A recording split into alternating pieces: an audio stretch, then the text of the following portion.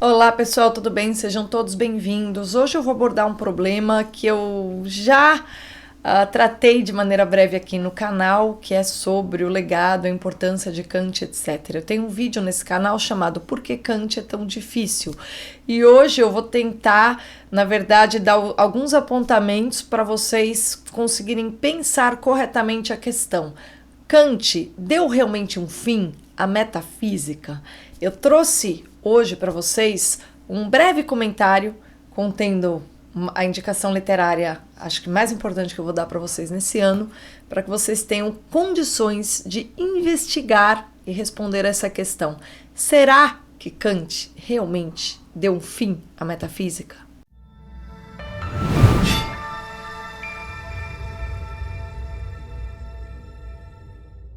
A filosofia contemporânea, a filosofia do século XIX, todo o debate, enfim, inclusive o debate político, ele é contemporâneo, ele é muito marcado por Kant, tá?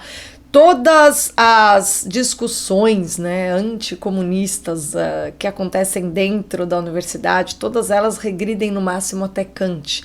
Então Kant ele é considerado um ponto de partida para a discussão filosófica contemporânea, porque ele foi um filósofo extremamente importante, extremamente influente, na medida em que ele enfrenta ali, mais ou menos 2 séculos de discussão e propõe uma síntese, tá? O Kant ele é um filósofo moderno e como eu mostrei no meu vídeo chamado Por que Kant é tão difícil?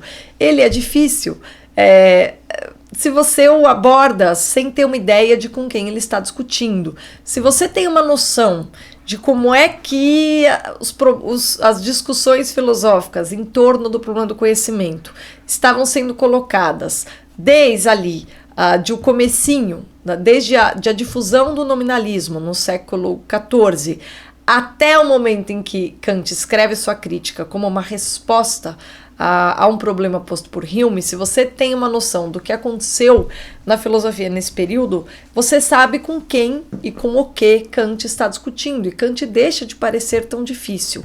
Agora, esse ano saiu um conjunto de livros que, de forma muito clara, com uma enorme erudição e no formato de aulas de filosofia, conseguem familiarizar você tanto com toda a problemática do conhecimento e a recapitulação de um ceticismo que já surge na antiguidade, que tenta colocar em xeque a questão: será que nós realmente somos capazes de conhecer as coisas? Será que o mundo, objetivamente falando, o mundo tal como ele é na realidade, a realidade das coisas, será que ela está ao alcance da inteligência? Tá? Será que aquilo que nós falamos sobre o mundo de fato tem alguma coisa a ver com o mundo? Né? Essa é a pergunta posta por Kant. Né? Para o Kant, basicamente, qual a resposta que o Kant vai dar? O Kant diz: olha, a gente consegue fazer ciência, a gente consegue ter um discurso sobre o mundo, mas esse discurso, na verdade, ele é um resultado das categorias do próprio entendimento, ou seja, a nossa inteligência é tal que ela impõe ordem às coisas de forma que, como todo ser humano compartilha essas categorias do entendimento, é evidente que tudo que a gente chama de conhecimento é um conhecimento para nós, tá? Não necessariamente tem algo a ver com o mundo em si, isso a gente nunca vai saber. Então a questão cética fica na resposta kantiana, né? A gente nunca vai saber, mas a gente consegue sim produzir conhecimento. Tá? A ciência é possível, tá? Porque o Kant está diante do seguinte problema: o revival da questão cética. O ser humano, a inteligência humana não é capaz de dar conta do real, não é capaz de entender o que é verdade, o que é mentira, nas afirmações que a gente faz sobre a realidade. Tá? A inteligência humana ela é incapaz de dar conta do todo, de ter uma visão de conjunto, uma vez que a gente está sempre sujeito a ver fragmentos, e aí todas as doutrinas que a gente tem sobre o real, elas são equipolentes, né, dizia o sexto empírico cético, elas têm o mesmo peso, elas têm o mesmo valor. Se elas têm todas o mesmo valor, mas se elas se contradizem, bem, no final das contas, não existem, não dá para eu dizer quais são as opiniões verdadeiras, né? Todas as opiniões, elas de alguma forma refletem, elas podem refletir o aspecto da verdade, mas todas elas têm uma parte também de falsidade. Tá? Então você tem essa questão cética fortemente absorvida pelo Kant, e a resposta que o Kant dá é o seguinte: tudo bem, essa nossa dificuldade de bater o martelo, tá, essa é a verdade sobre o mundo, é um fato, mas ao mesmo tempo existe ciência. Newton tá aí para provar. O Kant é um iluminista deslumbrado com os feitos, né, da ciência do século XVII, com aquilo que ficou mais conhecido da teoria do Newton, que é justamente a mecânica, né, com o feito de Galileu, etc. Então o Kant ele vai produzir a seguinte síntese: de fato, o que nós chamamos de conhecimento é um conhecimento para nós, porque ele está sujeito às categorias do intelecto que nós projetamos no real para dar-lhe ordem, tá? Então é como se a gente, ao olhar para o real, a gente impusesse ao real uma ordem esta que é derivada da essência da nossa capacidade de conhecer, tá? Que é o tal do sujeito transcendental, que tem as categorias do intelecto, né? Então, assim, não é que necessariamente a gente não sabe se causa e efeito são algo que é próprio da lei do mundo, mas nós projetamos essa categoria. Nós projetamos a diferenciação, nós projetamos a unidade, nós projetamos relações. Então, o Kant ele tem uma maneira de resolver o problema que é o seguinte: ele mantém o ceticismo radical de Hume, mas explica como a ciência é possível, tá? E desde que o Kant lidou dessa forma com o problema do conhecimento, o realismo tomista, o realismo aristotélico, o realismo dos antigos, foi ficando em segundo plano. E aí compreendeu-se que deveria-se partir de Kant para fazer qualquer coisa. Então, qualquer coisa em filosofia, qualquer afirmação que você fizesse em filosofia, você tinha de acatar Kant. Tá? Então foi isso que aconteceu nas discussões filosóficas contemporâneas. Esse é o problema. E por que isso aqui é um problema?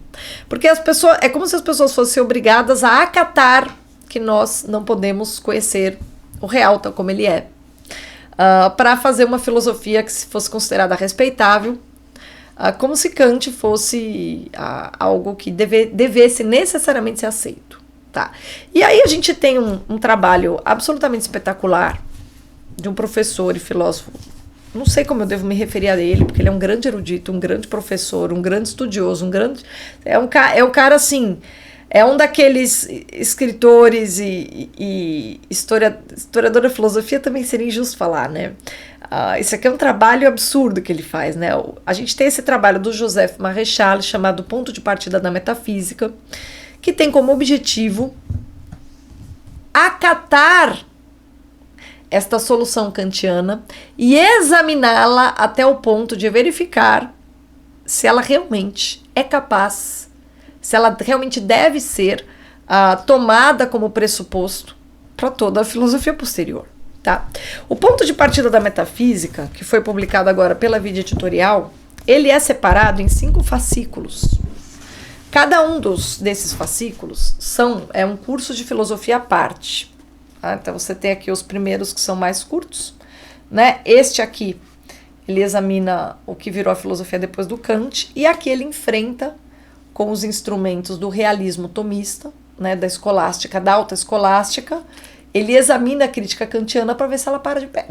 Então o que ele vai fazer é o seguinte: o que o Joseph Marechal faz nesse livro? O Ponto de Partida da Metafísica. Tá? Eu não vou entrar em detalhes aqui, senão esse vídeo vai ficar... esse aqui é um livro que você tem que ler devagar, com calma, atenção, e vai ser o livro de filosofia a melhor coisa que você vai ter lido esse ano, se você já tem uma base em filosofia. Tá? Eu também não acho que esse aqui é um livro para iniciantes. Eu não acho, embora seja muito claro.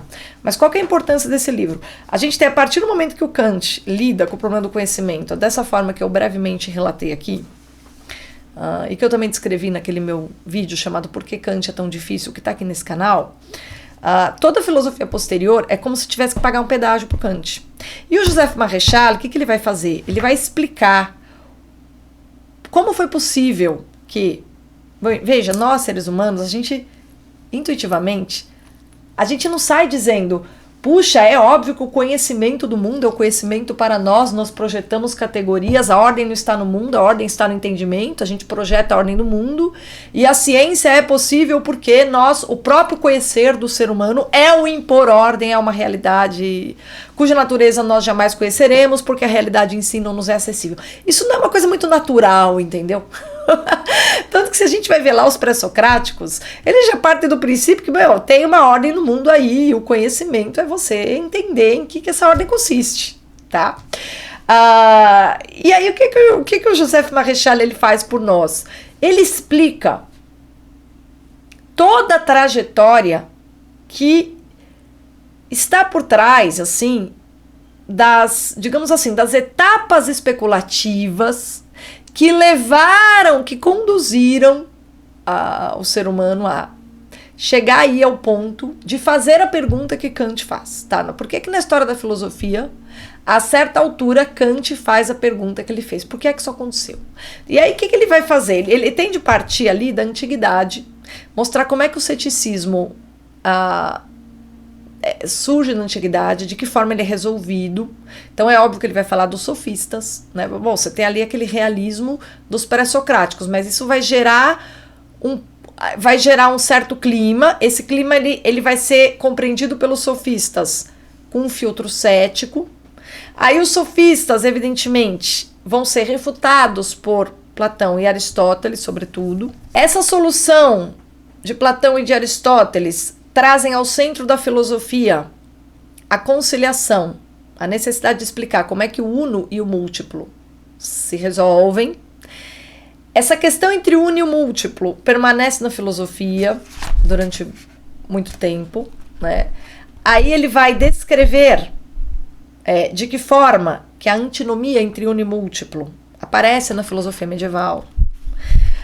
No finalzinho desse volume 1, ele vai explicar de que forma que a gente chega no conflito moderno entre racionalismo e empirismo, que é a base para você entender o que o Kant vai tentar solucionar, e explicar o que é que Ockham teve com essa história.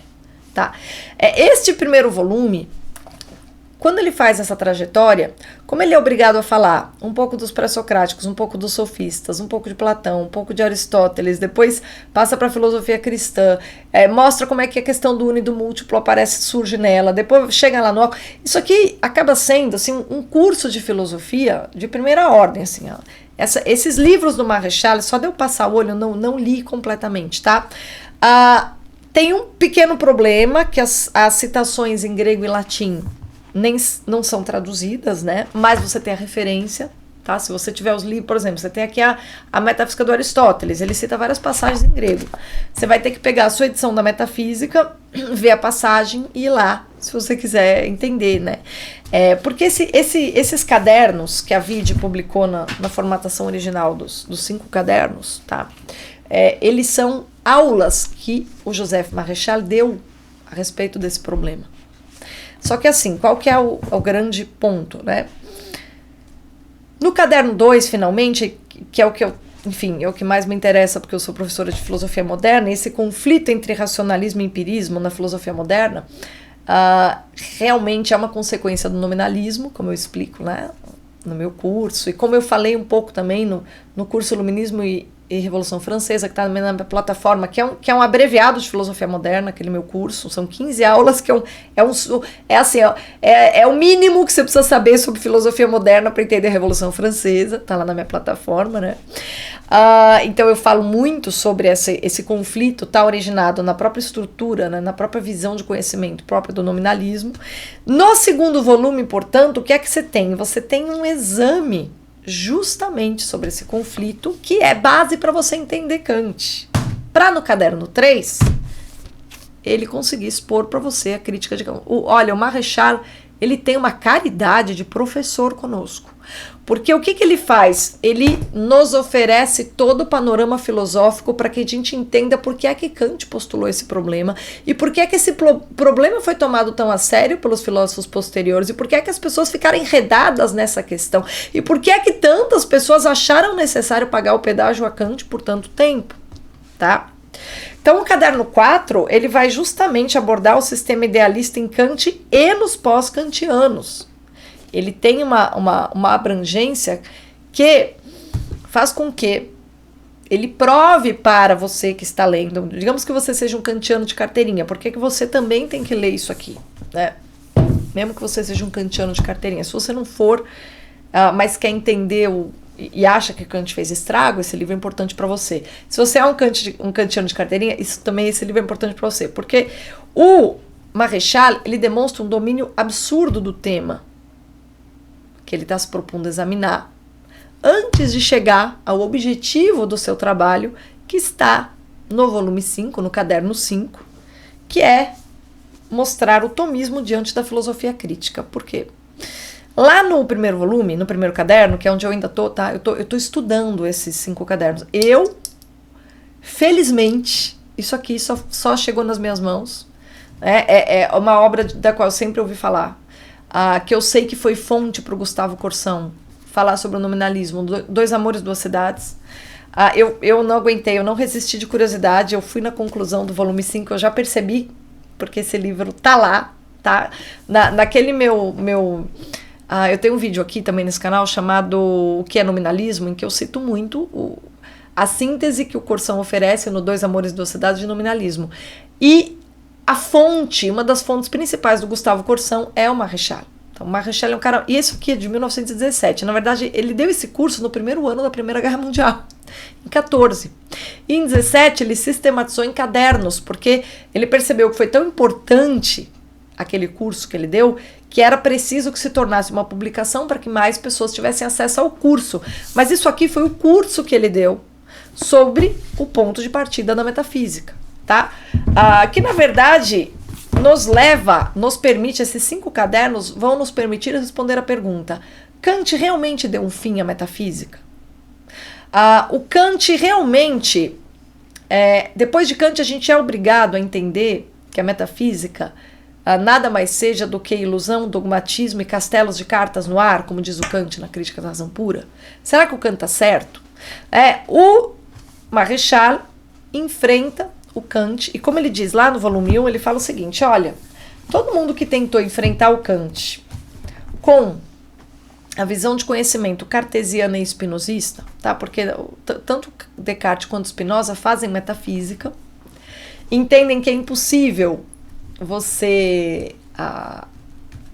evidentemente, é impossível que você defenda a possibilidade do conhecimento humano sem metafísica, mas o problema é que a metafísica de Descartes e de Spinoza, são justamente elas que o Kant dilui na Crítica da Razão Pura, entende? Se você pegar os instrumentos de Descartes e de Spinoza para enfrentar Kant, você vai perder todas as vezes. Então, se você estiver conversando com Kant dentro da visão moderna de inteligência, de conhecimento, de metafísica, você vai perder. Porque a crítica de Kant, ela se presta a diluir justamente a metafísica nos termos modernos, tá? Nos termos em que os modernos a apresentaram. Contudo, o que é que o Maréchal nos demonstra nesses cadernos? Por isso que esse é o livro que eu estou estudando esse ano, tá? Ele nos mostra que o realismo tomista, o que a gente chama de tomismo, né? Aquele realismo, porque o São Tomás de Aquino, ele não é puramente aristotélico como muita gente pensa. Ele também tem, ele aproveita de Platão a ideia de participação. A forma das coisas está imanente às coisas, mas participa da inteligência divina, tá? Então, digamos que a ordem do mundo, ela está no mundo, ela está nos seres, evidentemente, mas esta ordem, é claro, participa, ela é parte da inteligência de Deus. Daí a eternidade, o componente de eterno nas coisas, que é o que em filosofia a gente chama de uno, tá? É daí que você tem o componente de estabilidade, de unidade das coisas. Então, nesse sentido, a metafísica tomista é a mais completa dessa que a gente chama de tradição platônica. Então, Platão vai lá e abre o caminho para a metafísica. Aristóteles dá sua contribuição na tradição platônica, enfim, faz um negócio de envergadura absurda. Aí você tem vários outros filósofos que vão contribuindo, tá? Santo Agostinho, outros. Quando chega em São Tomás de Aquino, pelo menos essa é a minha impressão neste momento, tá? Se um dia eu mudar de ideia, eu falo pra vocês. Quando você chega em São Tomás de Aquino, a impressão que dá é que a gente chegou no topo do acréscimo. Depois daquilo, ninguém acrescentou mais nada. Contudo, este acréscimo dá um instrumental que quando você o recupera e o compreende, se você com base nesse instrumental for examinar Kant, você mostra que Kant não deu fim à metafísica. Porque o Kant, ele responde à metafísica e ao problema do conhecimento nos termos modernos.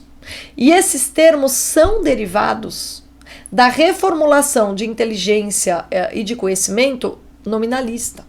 Tá? É do Marechal aquela ideia tão repetida pelo Corsão de que o DNA da filosofia moderna é nominalista. E ele cita, se eu não me engano, ele cita nas notas de pé de página o Marechal.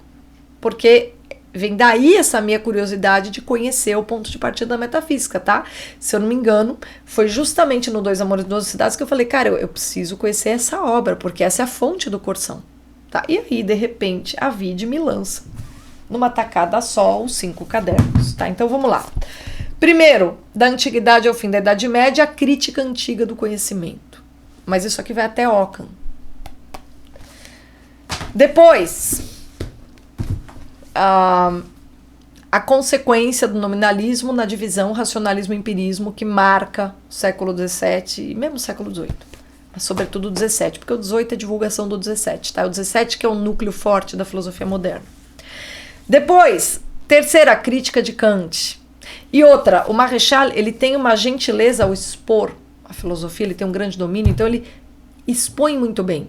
Se você nunca compreendeu Kant, talvez não, muito provavelmente, ao ler o caderno 3, tendo entendido direitinho 2, você finalmente vai entender o estrago operado pelo Kant. Na verdade, a resposta kantiana ao problema, né? Que surge realmente da dicotomia empirismo-racionalismo. Caderno 4, depois de Kant, que vira filosofia? E aí, finalmente, caderno 5, né? O tomismo diante da filosofia crítica, tá? Que aqui eu não resisti, fui ver a conclusão, porque, enfim, é citado ali no livro do Corsão, se eu não tô louca, né? Mas eu acho que é isso. Enfim, ele vai enfrentar e mostrar que Kant, mostrar os limites da crítica kantiana diante justamente do tomismo, tá? Então, o tomismo diante da filosofia crítica, tá? Como é que a gente vai examinar a filosofia crítica com a formação, o nível de compreensão sobre o problema do conhecimento que o tomismo nos oferece? Os instrumentos de análise propriamente tomistas, né? Como é que fica o assunto? E esse é o 5. Então, o que eu quero dizer para vocês um dos problemas mais importantes da filosofia hoje, né, por causa do projeto moderno, etc., é o problema do conhecimento. O problema do conhecimento, ele passa por uma inversão no momento que Kant escreve a Crítica da Razão Pura. Portanto, é impossível você enfrentar o problema do conhecimento sem enfrentar Kant. E Marechal vai lá e enfrenta Kant com o tomismo, tá? Olavo de Carvalho, quando esse livro a Vide publicou porque ele indicava muito. E uma das coisas que o Olavo de Carvalho precisou fazer foi também enfrentar Kant. Não tem como. Então, se você pegar aquele livro Aforismos, que eu já divulguei aqui, tá ali em cima, né? Devia ter trazido para vocês, mas eu vou pôr aqui na tela. Se você pegar aqui o Aforismos, você vai ver uma série de aforismos em que o Olavo insiste, ele demonstra uma insistência em mostrar os problemas, as contradições internas da crítica kantiana.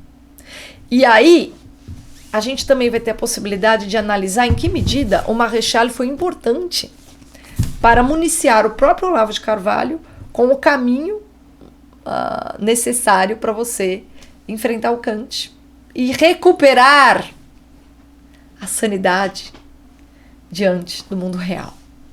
Recuperar essa tranquilidade com relação a entender a inteligência como suficiente para capturar a realidade como ela é. E entender que a contemplação do real ele próprio, né? E essa atitude aberta para o real realmente é o que nos possibilita alcançar o conhecimento. Então, assim, esse trabalho do Marechal, ele é importante para qualquer pessoa que fique insatisfeita ou que se sinta contrariada e de alguma forma não engula a solução kantiana. Eu lido com esse problema desde os 19 anos, tá? Então imagine para vocês a minha alegria quando foi lançado esse negócio. Eu estou com 43 anos e vou dizer para vocês só uma coisa. Valeu a pena esperar até agora.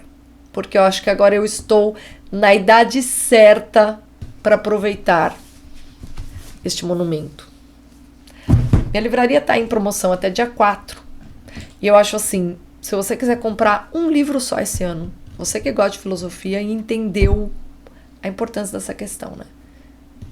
Essa é a escolha, tá? Eu comecei a ler o volume 1 para ver se a tradução estava boa, porque o Maréchal tem um estilo peculiar, né? Ele escreve muito bem. E me parece impecável, tá? Não posso falar porque eu não li os 5 volumes. Mas se os 5 volumes estão no padrão do primeiro caderno eu li já uma primeira parte, eu li essas primeiras 40 páginas. Só o primeiro trechinho, né? É o livro 1, na verdade, né? Até a 36, tá? Essa primeira parte aqui, eu achei impecável. Achei perfeita. Então, assim, se o padrão dos 5 cadernos for o padrão do primeiro, nosso problema tá resolvido na questão de ter uma edição boa para analisar uma obra tão importante. Só tenho aqui a agradecer a Vida Editorial e deixar indicado para vocês esse monumento, tá? Se você se interessou, tá aqui na descrição. Tem vários livros interessantes na minha livraria, mas esse é um livro do qual vocês vão me ouvir falar ao longo desse ano todo, porque eu estou estudando essa obra, tá? Então, conforme eu for terminando a leitura, eu vou reindicando ele para vocês ao longo do ano. Mas assim, vocês que se interessam pelo problema do conhecimento, vocês que se interessam em ter subsídios para conseguir discutir, porque Kant é difícil. Você não pode simplesmente desprezar e subestimar. Kant estava diante de um problema, teve que resolver aquele problema, né? Ali a dicotomia empirismo-racionalismo ele teve que resolver. Estava diante de metafísicas realmente com problemas, a cartesiana espinosista. Então, é legítima a pergunta que Kant se faz, mas, cara, como é que a gente chega ao ponto de se fazer essa pergunta? E por que que essa pergunta parece realmente legítima quando a gente está pensando em termos modernos? Porque ela parece mesmo. No interior da filosofia moderna, a pergunta de Kant é legítima, mas por quê? Quando a gente recupera toda essa recapitulação dos passos na especulação em torno do problema do conhecimento, a gente vai entendendo, né, a envergadura do problema e o valor do tomismo, porque é apenas o tomismo que consegue dar conta de uma discussão em alto nível com a crítica kantiana. Tá? Era isso que eu tinha para falar para vocês esta semana. Assistam esse vídeo mais de uma vez, se vocês puderem.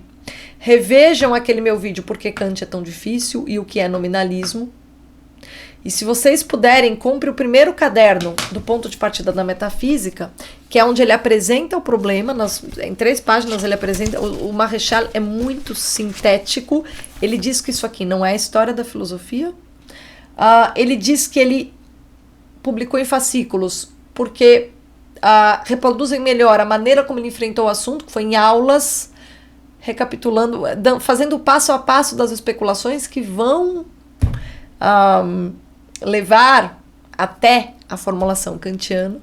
E aí, depois, né, exposto direitinho o problema nos termos kantianos, ele passa às consequências e depois ao exame, para ver se o negócio fica de pé e se Kant realmente deu um fim à metafísica, tá? Então, eu sei que para alguns de vocês que não se interessam por filosofia, eu posso estar parecendo uma maluca falando desse assunto, mas para pessoas que têm alguma familiaridade com a filosofia, sabem que o problema é importante, porque é o seguinte, basicamente a gente tem 2 opções na história da filosofia, a tradição platônica e a outra, Platão, Protágoras, tá?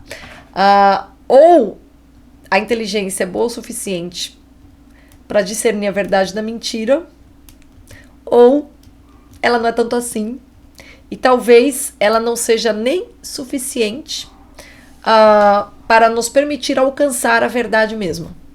Então, assim, é o problema mais importante da filosofia, entendeu?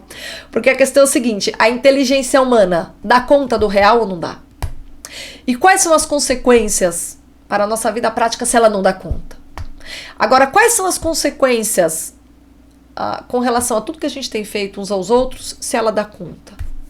Até no campo da responsabilidade civil, a gente chega depois que a gente entendeu os passos dessa especulação em torno do problema do conhecimento. Assim, então, é um problema muito fundamental para a filosofia. E como a filosofia moderna quase toda ficou girando em torno desse ponto, não por acaso, né? A gente teve aí como etapa fundamental da filosofia moderna a crítica kantiana. Enfim, é impossível você compreender a essência da filosofia moderna e conseguir capturar os problemas que elas nos deixam. É impossível sem você entender a centralidade do problema do conhecimento para ela e quais são todas as fontes por trás da elaboração teórica kantiana, tá? Que é um negócio de envergadura respeitável. Então você não pode sair falando de Kant do jeito que você fala do seu vizinho. Você tem que se preparar. Você tem que saber onde é que você está pisando, tá? É isso, eu tô muito entusiasmada com esse lançamento, muito feliz de ver um livro desse circulando nas livrarias do Brasil, muito feliz de poder preparar aulas com base nesse livro, tá? No segundo semestre desse ano, isso aqui já vai entrar na bibliografia do meu curso. A partir do segundo semestre desse ano já está na bibliografia, nos próximos anos também. E tenho certeza que todos vocês que levarem esse livro para a biblioteca de vocês vão consultá-lo ao longo dos próximos anos, décadas, etc. É um livro assim, não é qualquer livro, entendeu?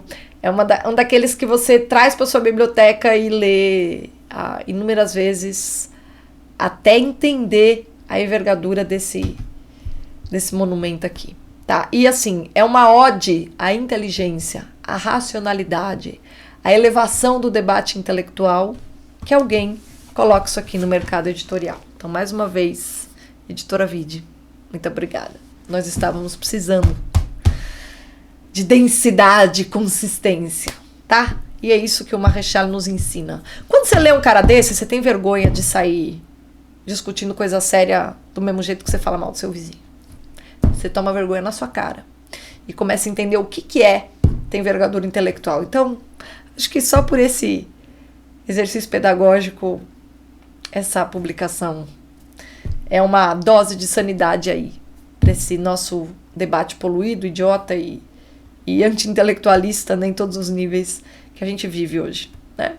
Vamos alimentar a alma com coisas boas para a gente conseguir voltar a pensar logicamente e respeitar o intelecto, né? Porque quando a gente não respeita o intelecto do próximo, na verdade a gente está fazendo pouco caso do nosso, entendeu? E quando a gente aprende a admirar um negócio desse aqui, olha o respeito que ele tem pelo próprio Kant.